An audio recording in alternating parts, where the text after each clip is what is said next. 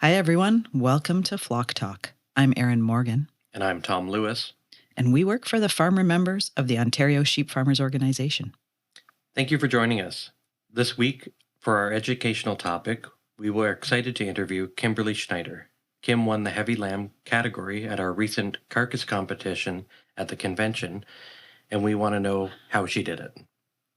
I had the pleasure of attending the District 7 annual meeting where Kim was the guest speaker this year, and the topic of her presentation was loin scanning and genetic selection for meatier, less fatty lambs. She has adopted practices on her farm to continually improve meat quality, and her work has paid off with a win in the carcass competition at convention this year. So thank you for joining us, Kim. Can you tell us a little bit about yourself and your farm operation? Well, thank you for having me. Our family lives on the farm I had the privilege of growing up on. And up until 2003, we had a cow-calf operation and transitioned to sheep with a commercial flock that lambed annually and were pasture-based. In 2017, we completely took over the flock and started under the name 4S Maple Lane Farm. In our immediate family, there was 4 Schneiders, so hence the 4S. And our driveway is lined with beautiful maple trees. So that's where the Maple Lane came from. In about 2019, we started adding purebred Dorset ewes to the flock to get to where we are now. Well, it sounds like a beautiful spot with your maple trees. Congratulations on your recent win at the Ontario Sheep Farmers Carcass Competition. We know you've been genetically selecting your animals in your flock for meat quality traits for a few years now. Will you tell us a little bit about your breeding program? We do single sire mating, and we lamb 4 times a year, so we're accelerated. So they use lamb 3 times in 2 years. I purchase a lot of my rams, and when I purchase rams, actually the sire of the lamb that won the carcass competition, he had an exceptional loin depth, and that was one of the reasons that he was brought into our breeding program. With our commercial and our F1s, we mostly breed them terminal. And again, the rams that are used for terminal breeding have been selected mostly because of their carcass traits, because it is a terminal sire. We use both the Genovis information and confirmation to select our breeding stock. And we also look for our ewe replacement lambs at their maternal traits, because we found that you can bring up the carcass traits with your sire, but you need the good maternal traits on your replacement lambs. And that lamb, for example, that won the carcass competition, his mom does not have great carcass traits, but with the balance that came from the sire side, we had a winning lamb. So loin scanning is a way of getting feedback on your genetic gains. One question or 2 questions would be, how do you incorporate this practice on the farm? How does it work, and what are you looking for? Well, loin depth is 60% heritable, and fat depth or fat coverage is 40%. So using that as one of the tools for selection, I think is really important to get more meat on our carcasses. So I only purchase or keep breeding stock that have decent or good quality loin depth and reasonable fat coverage. If at scanning time a lamb has poor loin or too much fat, it's an immediate call. So I sort first based on their Genovis numbers, because I sort at the computer, and there's no emotions tied to the lambs. And then once they're sorted based on their Genovis numbers, we do the confirmation sort. So loin scanning and information is a tool. It's part of the picture. I wouldn't ever want to use it for the complete picture, because then you would maybe not have or not select on good confirmation. Are there things to consider to ensure the accuracy of the data you're collecting when you loin scan? Yes. First of all, you need a registered technician.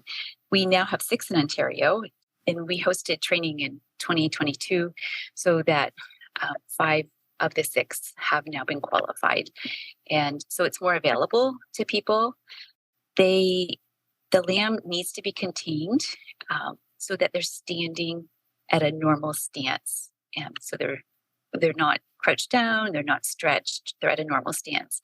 And then the technician will shear the area around the 12th rib and then ultrasound. And from that ultrasound, they take a measurement, one measurement of the loin, and then 2 fat measurements, which are combined together so that you get some good, accurate information. So at what age do you scan, and which animals do you scan? Okay, so the animals have to be between 73 and 135 days old, and they should weigh at least 35 kilograms or 77 pounds. You'd want them closest to slaughter weight, so that will indicate what the carcass will look like. So the heavier the lambs get, the more differences you get in the loin, and especially with fat deposition, you don't want an excess amount of fat because that gets trimmed, and then in the cuts, it never looks as neat and tidy. And you scan all lambs in that lambing group. The only ones that you're really allowed not to scan to get a good picture of your lambs would be a poor doer or somebody that was sick and just couldn't get back on track with the group. I do not scan my market lambs. So my lambs that are terminal bred, they go right to market. I bought good rams, so I'm confident that they have good meat qualities, and I'm working at improving the ewe flock. But any lambs that have the potential for breeding stock, and so that'll be my purebred group, they all get scanned. Are you ever surprised when you get feedback from the abattoir, or is the loin scanning proving to be accurate? Early on, before I did loin scanning, my butcher knew that I was very interested in the carcass that I was creating, and he invited me in to show me the difference between chops between lambs. And these were lambs that looked similar. They had some similar genetics, but one lamb had chops that weren't as desirable as the others. So it was a turning point for me because I wanted my chops all to look the same and to have a lot of meat on them, because 1/3 of our lamb goes to private customers. And I always want to make sure that they're very satisfied with their product. It goes to show that just looking and touching won't always accurately predict the amount of meat in the animal or the amount of fat. And actually, at our last scanning, our vet had an assistant with her, and that was one of her comments. She said, sometimes you look at an animal and you think, oh, this is going to be a good loin, or this is going to be a poor loin, and you're surprised because what you see and what you feel isn't necessarily what the ultrasound can show. So what if you aren't set up for loin scanning? Not every farmer is capable of scanning their ewes. What else can you do? I would recommend sourcing loin scanned rams to improve either your replacement ewes or your lambs that you're sending to market. There are a lot of breeders that are on Genovis and use this. And I think if we start actively using data that has been measured and collected, that as a group, we can improve our amount of meat on our carcasses and the quality of our carcasses. So we know you can't just select for meat quality. What breeds do you work with, and how do you balance meat quality traits with other factors like birth weight, litter size, and time to market? So our flock is about 60% purebred and 40% commercial. We're running 120 ewes right now, so a smaller producer, but with the purebred component and the Genovis, that's about all we can handle. Birth weight is a moderate heritable trait, so that's something that we look at when we're buying in rams or keeping replacement ewe lambs. We like our lambs to be in the 4.5 to 5.5 kilogram range. Within the breed, litter size is actually only 10% heritable. So I don't really consider twinning or triplets to be something that I worry about, because litter size is influenced by the environment and the use condition. And if you look at how many times she's lambed in the 2-year period, that all has a factor. I look at the dam's overall performance more than the litter size, but I also want my market lambs to be ready in about 100 to 120 days. So that to me is important. So their 100-day weights or their average daily gain is moderately heritable. Again, environment plays a big factor in that. But I look at their carcass traits. I look at their maternal traits. If I'm trying to breed replacement ewes, I want ewes that have good quality milk and lots of it to feed their lambs. We've always used, whether it was commercial or when we moved into purebred, we've always used purebred rams to help with the hybrid vigor and to keep the genetics somewhat similar. So all of the decisions that you make are based on your records, it sounds like. So tell us a little bit about your record keeping practices. What do you keep track of, and how do you record your information? Okay, so we record for all lambs their birth weight, 50-day weight, and 100-day weight, along with the sire and dam. I use both paper and a reader for this. I love my lambing diary. I go back to it sometimes if I have to check on something, as well as my computer generated information. And then for a purebred, we look at loin depth. And I think, as I said earlier, they do 2 fat measurements. We also make anecdotal notes and confirmation notes. If a lamb at birth is an eye catcher, I usually notate that and watch it as it grows. When we do our initial sort for replacement ewes, we make confirmation notes. And in the pedigree binder, we keep their Genovis report, the ewe Genovis report, and any confirmation notes, because with single sire breeding, sometimes we'll match a ewe and a ram not based on Genovis, but based on visual confirmation traits that we want to improve. So building on that, how do you know which ewe to keep, and what traits are you looking for in a ram? So there's no perfect ewe or no perfect ram in the world, I don't think. So when we purchase a new ram or we keep a ram from our own flock to use, we usually choose it based on one stellar trait. So maybe it has really great length, or it's nice and thick, or or just even an overall good ram. So it has good numbers, and then we're adding to maybe the top line. So that's how we pick our rams. And for our ewes, they have to have good confirmation. They have to have decent numbers. I don't demand the same kind of numbers from the ewes as I do as the ram, because you can always bring your ewe numbers up. But since we've started loin scanning, I'm seeing significant differences in the carcass traits while keeping the maternal traits in my replacement ewes. So the practice of loin scanning and selecting for meat quality traits is done in other parts of the world, maybe more than in Ontario. What gains have they made in other areas? Yeah, New Zealand is probably the best example. In over 30 years, they increased their meat yield on heavier carcasses with less fat. So their carcass weight has gone up 3.9 kilograms.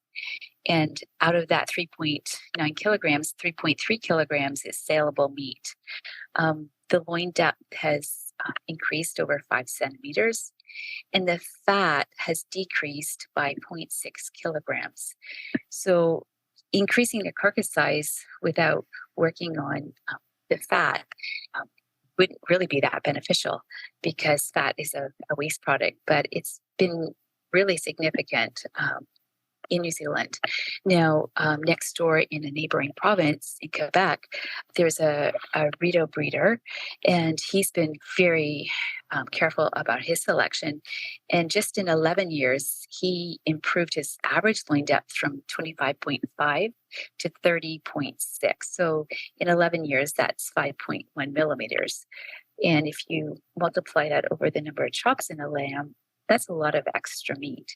So because of the generation difference being fairly short in sheep, we can make differences more quickly than, say, with bovines. So can you chat with us a little bit about the cost of loin scanning and whether the benefits outweigh the cost in the long run?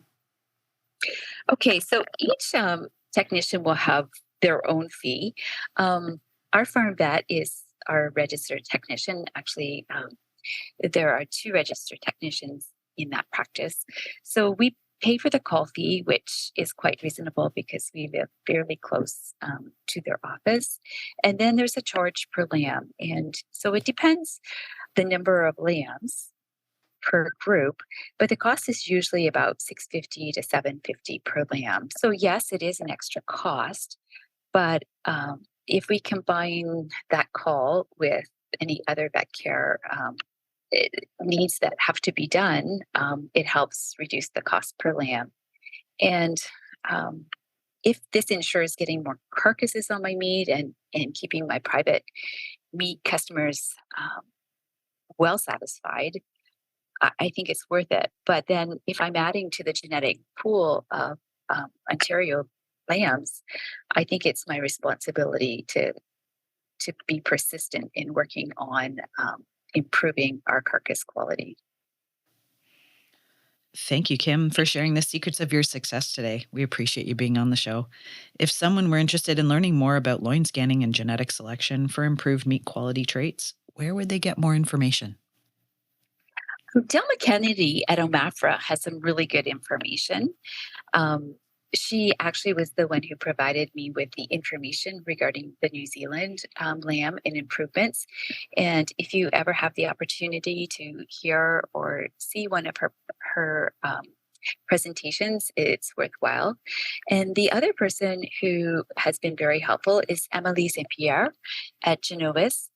It was actually through OSF and Genovis that I got interested in loin scanning. There was a Dorset breeders group, and with their geneticist, we were just discussing ways of improving our carcass quality and the meat on our carcasses. And so she is a great resource as well for loin scanning and deeper information about the genetics behind all of this. Well, thank you, Kim, for taking the time to join us today and give us a look behind the scenes to better understand how you were able to produce the winning lamb. And we wish you much luck in the future. Thank you. Thank you for listening. We hope you enjoyed this education episode. Join us next Wednesday for our interview with Colin Yates of Vets On, who offers online remote veterinary services. Hey, Tom, what's new? I would like to introduce our new member service coordinator, Miss Heather Johnson, who has joined the OSF team as a new member relations coordinator in November. She brings strong communication and networking skills, capable of navigating open and productive conversations with producers and industry professionals.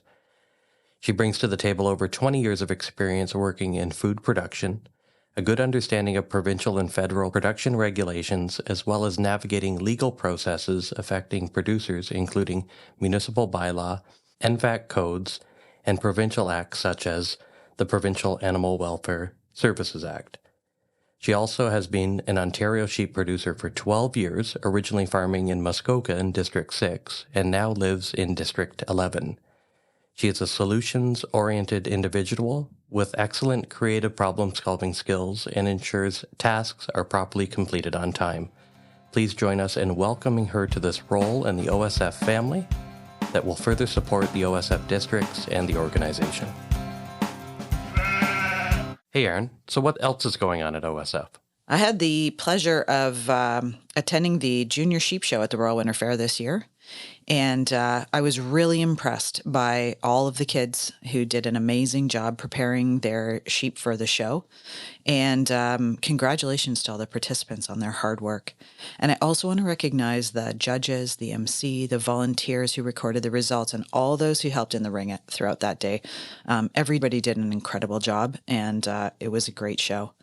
So I want to take this opportunity to recognize the winners of the showmanship classes.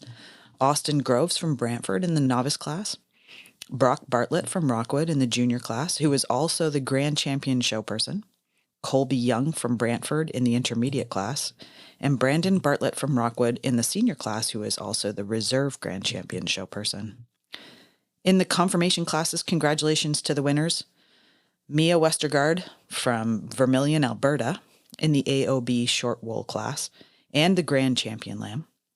Carly Young from Brantford in the AOB long wool class, Briggs Miller from Kerwood in the crossbred class, Avery Kendall from Strathroy in the Dorset class, Peter Schoenmakers from Kerwood in the Southdown class with the champion Southdown lamb, and Josie Crawford from Glencoe in the Suffolk class with the champion Suffolk lamb and the reserve grand champion lamb.